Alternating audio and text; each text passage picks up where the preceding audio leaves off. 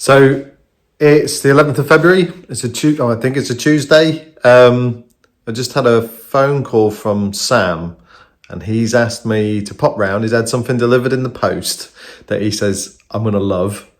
To say I'm a little bit nervous is an understatement. But he's asked me to go round, and even weirder than that, he's asked me to film something to camera.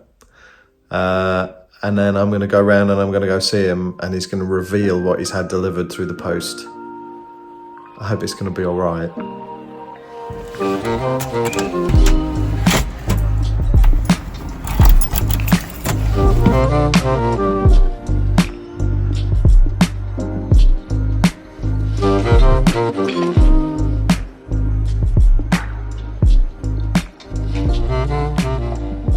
So, you're not only interested in analogue photography for your own practice, but you're also interested in the history of film, photography, cameras. Oh yeah. Tell me about why we're here this morning.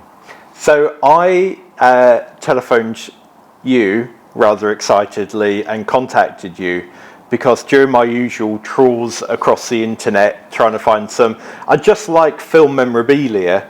And like I say, if I'm going into a charity shop and house clearances and car boot sales, and you often find little Kodak film canisters and tins and just lots of quirky things. And I went on to eBay, and I always search for the brands that I really like, and they're often really expensive and horribly expensive. But I always search for Hasselblad or Fuji or Leica, and just to see what comes up.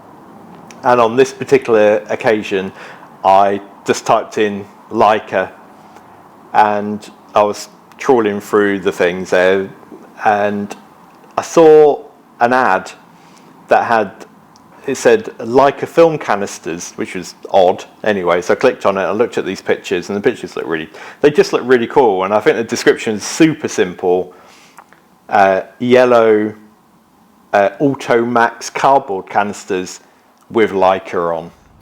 So here's the films and how they arrived in this box. So which is quite exciting as it was, because I love all this sort of stuff. So, but it says this is manufactured in England, but it's actually sent over to Australasia, so Melbourne. This one in particular. Before you open it, let's just have a quick look.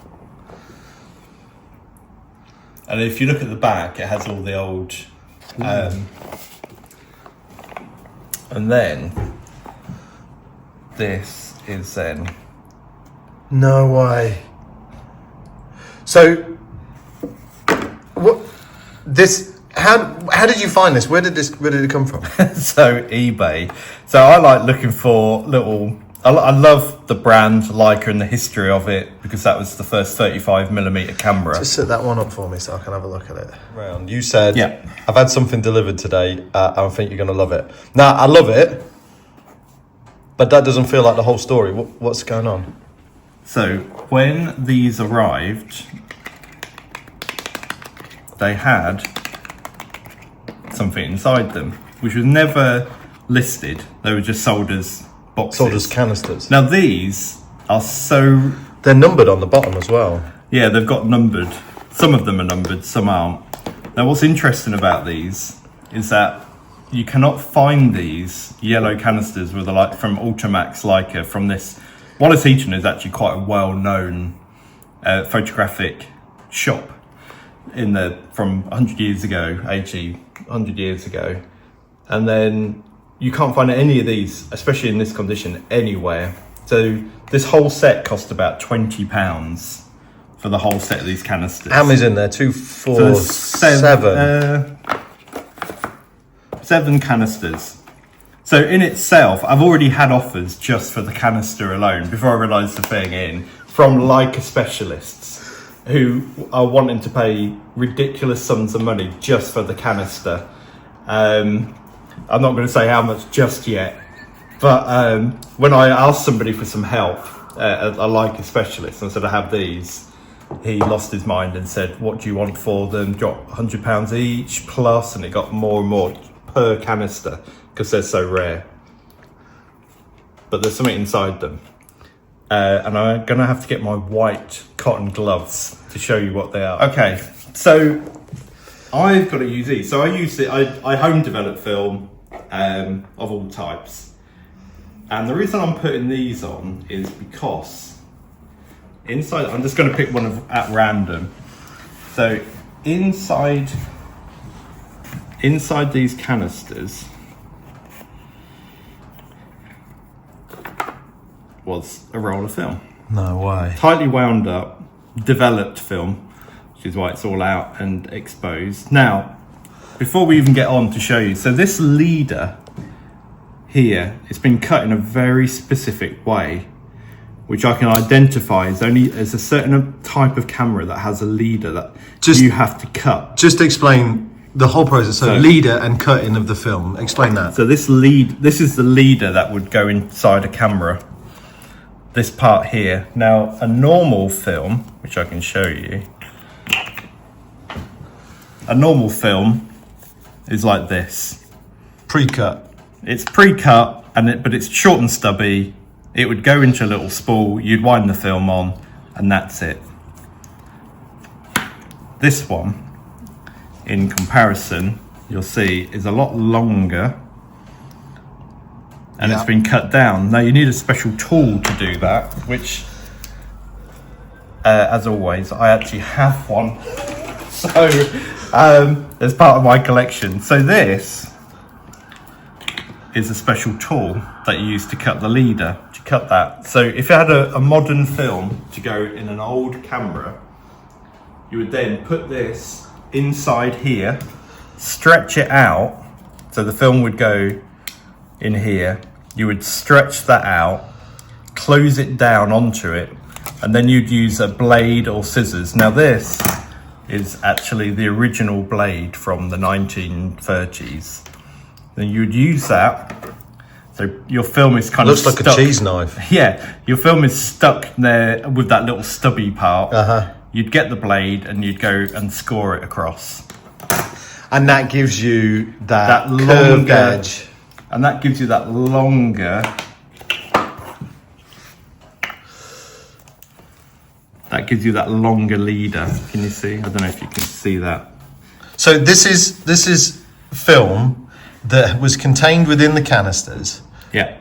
And has already been developed. Already been developed, really tight. It's quite brittle, but I don't know if you can see on the edge of the film down here. I've got something white underneath it. There you go.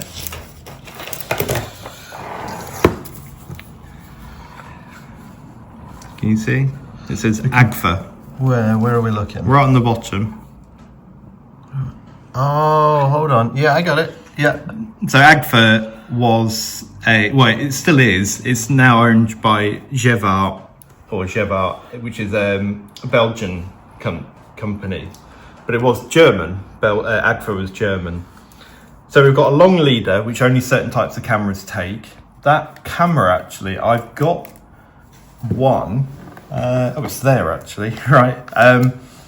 So this is a Leica 1. And the leader that you would have to cut to this for it to be accepted into this type of camera is Leica specific. So this got me already I'd only opened it up something like this and I already knew, oh, okay, these are 99% being shot on a Leica. So let me get this straight. We've got the old box that everything arrived in, 7 canisters inside. You took them out and realised there was something inside. Yeah. You then unravelled it to discover this unusually long leader. Yeah. And which, because you own this Leica camera, and these tools, you were familiar with, and then were able to identify it was being through a Leica camera. Yeah. So and also potentially date it. Very old. So this film is very old anyway because they don't print this Agfa just as it is now. So I already knew the film was very old. They've used I'm using this Leica now in 2025, but obviously it's pointing that these are very, very old. They've used a very old camera, and the film is very old and quite brittle, hence why I'm using the gloves. This particular camera is 1936. So already I was thinking, okay, this is mid-30s, German brand, German film. Has this film come from somebody who's using it in Germany? And this is even before I'd unraveled anything. And then I started to unravel the film. And as I did, you might be able to see actually with this light against the pad. I don't know if you can see. We can just see. There are. Whoa, hold on. Just scan back a bit. What is that? You've had a look at this, right? I've had a look at all the reels. So what you've got is an island there. You've got palm trees. You've got somebody getting out of a car. But then you've got New York. Oh yeah. You can see the skyscraper. On this one you can see the skyscraper. So you've got New York skyline, but a very different looking New York skyline. This particular skyline is missing a lot of what we would see. There's a blank frame there, so missed a shot. There we go. Recognise that building? Is that clouds? Oh no, it's a portrait shot. Yeah, portrait shot. I don't know if you can see that any different. So, and here there's New York skylines. We know from that skyline then that this is potentially film not only shot on a 1930s camera. Yeah. But you're also saying that from the quick look that you've had at the film, that it's highly likely these images originate from around the same time in the 30s. So I've gone on to try to see if I could look at more of the film canisters to have a look at what's what. But this is, I'm guessing, 1930s New York, captured perfectly. I mean, these cameras are a little bit unwieldy to use with regards to you focus by distance, so you have to kind of guess the distance. You have to know about aperture and shutter speed. You have to know what they call the exposure triangle. So this is somebody who knows what they're doing. They know what they're doing. These are perfectly framed, exposed as well. I mean, you're perfectly. I mean, even now, these film rolls. This film roll is potentially nearly 100 years old, and you're looking at beautifully shot portraits, pictures of a. I mean, it's like looking through a lens back to the 1930s of New York skyline. I mean, I don't know if you're about to pick up that one in particular. Oh yeah.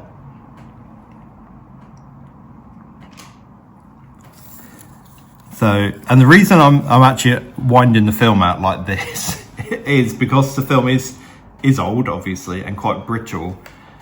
I'm just rolling it out a couple of frames at a time because it just keeps the stability and it stops you from scratching it instead of just winding the whole thing out. Yeah, I mean, I guess is there a danger it might tear, break? It could easily tear and break, and still these are gone. Pretty much, apart from the blank frame. Now these are from the air. So somehow this person, the photographer, has managed to get up into the air and fly around New York in the 1930s, shoot from an aeroplane using a camera that, if you compare today, has no image stabilization, only has a slowish shutter speed. There's no obvious window frames like from an aeroplane window or. Yeah, they're pristine. They're perfect. I mean, that's just one roll of many, and they get. That roll is picked at random, but I could pick out any roll now. You could point to any roll in the box and say, "Let's have a look at that one," and you'd be amazed. I just want to explore more and more about this. I'm a little bit dubious about scanning them myself. I've got a home scanner, flatbed, but the problem is if I have to flatbed scan them at home, it would mean I'd have to cut the film rolls into frames of 6, and these are all in one continuous strip. So I don't want to do that because I want to protect the integrity of those film, especially if there's something special and they look, from what I can see from my eye holding up to it, they look incredibly special. So you're right. I genuinely intrigued. You said next steps. Next steps got to be getting developed, right? Yeah, take it to the film lab, let them have a look at it, see what we can do.